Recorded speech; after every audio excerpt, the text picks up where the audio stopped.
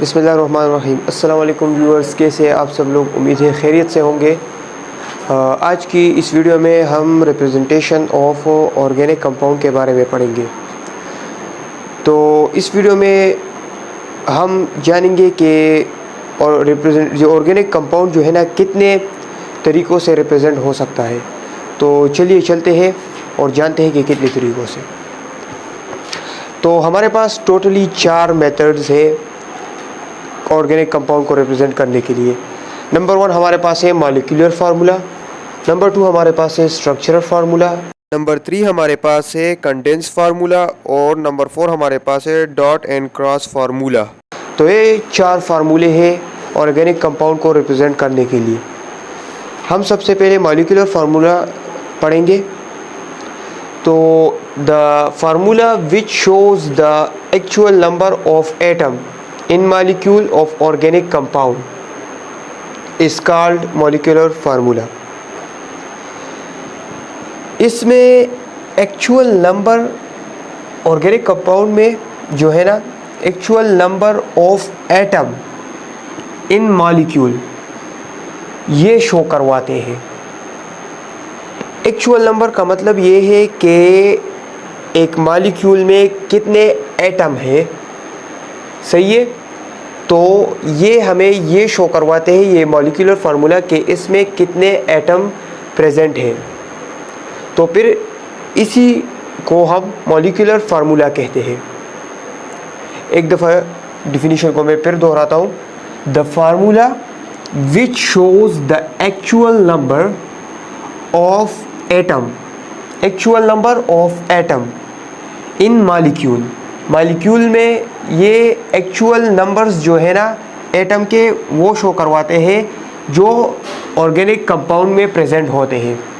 तो फिर हम उसे मॉलिक्यूलर फार्मूला कहते हैं। एग्जाम्पल की तरफ चलते हैं, वहाँ से आपको सही तरह क्लियर हो जाएगा, सही है।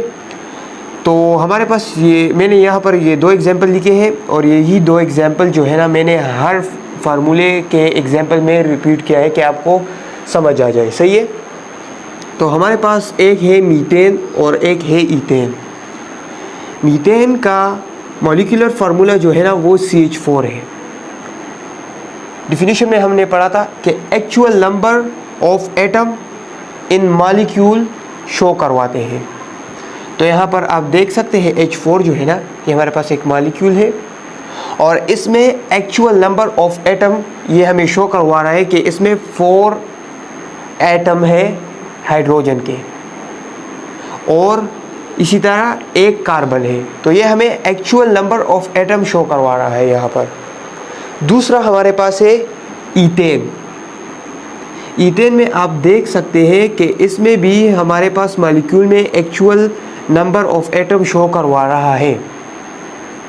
यहाँ पर आप देख सकते हैं 2 कार्बन है हमारे पास और 6 हाइड्रोजन है। तो ये हमारे पास मॉलिक्यूलर फार्मूले हो गए, सही है। अब सेकंड वन हमारे पास है स्ट्रक्चरल फार्मूला। अब स्ट्रक्चरल फार्मूला क्या है? The formula in which the different atom are arranged around the carbon present in molecule of organic compound is called structural formula. हमारे पास डिफरेंट एटम, डिफरेंट हो या सेम हो एक ही बात है, वो अरेंज होते हैं अराउंड द कार्बन एटम, जो कि प्रेजेंट होते हैं मॉलिक्यूल में और मॉलिक्यूल हमारे पास ऑर्गेनिक कंपाउंड में प्रेजेंट होता है। तो फिर हम उसे स्ट्रक्चरल फार्मूला कहेंगे। एक दफ़ा फिर से मैं डिफिनीशन को दोहराता हूँ। The formula in which the different atom are arranged, different atom हो या same atom हो एक ही बात है, are arranged around the carbon present in molecule of organic compound is called structural formula। Example की तरफ चलते हैं। मैंने वही एग्जाम्पल यहाँ पर भी रिपीट किए हैं कि आपको समझ आ जाए। यहाँ पर मीथेन है, मीथेन का स्ट्रक्चरल फार्मूला क्या है? तो इसमें आप देख सकते हैं कि ये हमारे पास मीथेन का स्ट्रक्चर बना हुआ है। यहाँ पर आप देख सकते हैं हमने वहाँ पर 4 कार्बन, यहाँ पर 4 कार्बन है ना, तो यहाँ पर भी 4 कार्बन है। 1 2 नो सॉरी, यहाँ पर 4 हाइड्रोजन है ना, तो यहाँ पर भी 4 हाइड्रोजन है। यहाँ पर देखें 1 2 3 4 हमारे पास हाइड्रोजन है और 1 हमारे पास कार्बन है, और इसको हमने बॉन्ड की मदद से शो किया है। ये हमारे पास बॉन्ड है जो ये डैश फॉर्म में है, सही है। तो ये हमारे पास मीथेन का स्ट्रक्चरल फार्मूला हो गया। इसी तरह ये आप देख सकते हैं ईथेन, इसमें 2 कार्बन है, सही है, यहाँ पर मैंने लिखा भी है 2 कार्बन है और 6 हाइड्रोजन है। 1 2 3 4 5 6, इसमें 6 हाइड्रोजन है और 2 कार्बन है, जिसको हमने बॉन्ड की मदद से शो किया है। जो ये डैश है ये बॉन्ड है, बॉन्ड एटम्स के दरमियान जो बॉन्ड है ये हमने यहाँ पर डैश की मदद से शो किया है। तो ये हमारे पास ईथेन का स्ट्रक्चरल फार्मूला हो गया। I hope that you will understand this structural formula. Next हमारे पास है condense formula. What is condense formula? The formula in which the organic compound are show without bond or dash. Dash का मतलब है कि ये बॉन्ड, इसको bond भी हम कहते हैं, डैश भी कह सकते हैं।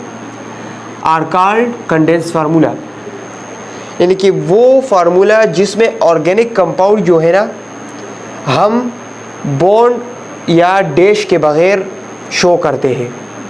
एग्जाम्पल की तरफ चलते हैं। यहाँ पर मीथेन है ना, जो हमने पहले भी पढ़ा है, इसको मैंने जैसा ही मॉलिक्यूलर फार्मूला है उसी तरह मैंने यहाँ पर भी लिखा है, क्योंकि इसमें इतने ज़्यादा एटम नहीं है।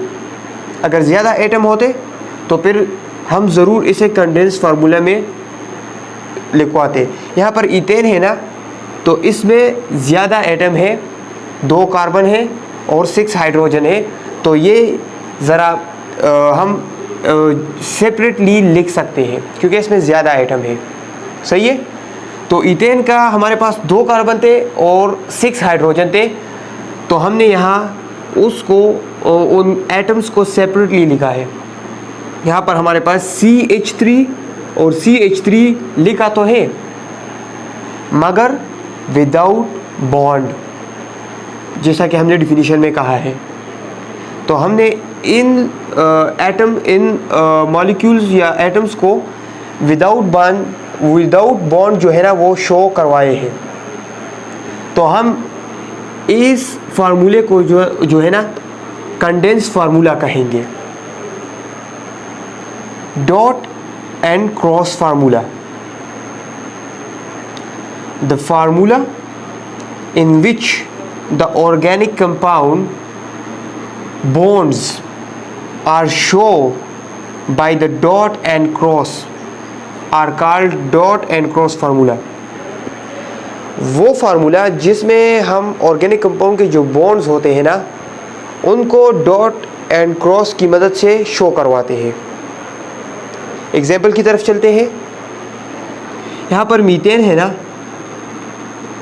वही यहाँ पर जो स्ट्रक्चर फार्मूले में जैसा स्ट्रक्चर हमने बनाया था, मगर सिर्फ फ़र्क ये है इसमें कि हम बॉन्ड को ना डॉट एंड क्रॉस मेथड से शो करेंगे। यहाँ पर हमने डॉट एंड क्रॉस मेथड से शो किया है।